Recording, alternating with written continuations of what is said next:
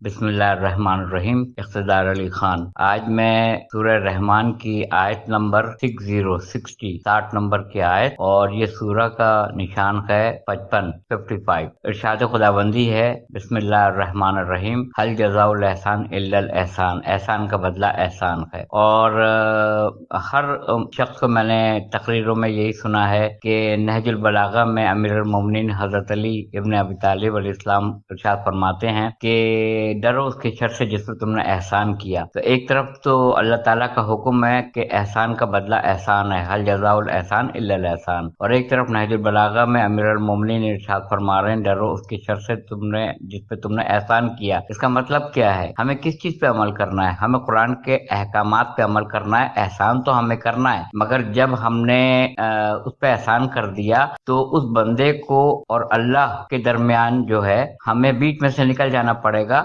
اور ہم اس سے خیر کی توقع پھر نہیں رکھیں کہ وہ ہمیں اس کا بدلہ خیر کی شکل میں دے گا، بلکہ شر کی شکل میں دے گا۔ کرنا تو ہمیں وہی ہے جو قرآن مجید نے حکم دیا ہے، احسان کرنا ہے، احسان کا حکم ہے، مگر ہوشیار بھی رہنا ہے کہ وہ بدلہ احسان کی شکل میں نہیں دے گا، شر کی شکل میں دے گا۔ تو یہ ضروری ہے کہ احسان کا عمل رکنے نہ پائے اور توقع وابستہ نہ رکھی جائے۔ جزاک اللہ، اور کمنٹ سیکشن میں اپنی رائے دیجیے گا کہ یہ آپ کو کلپ کیسی لگی، اور مجھے اپنی رائے سے ضرور بتائیے گا کمنٹ سیکشن میں جا کے، اور ممکن ہو تو میرے چینل کو سبسکرائب کیجیے گا۔ مجھے آپ کی رائے کا بہت انتظار رہتا ہے۔ وآخر دعوانا الحمدللہ رب العالمین۔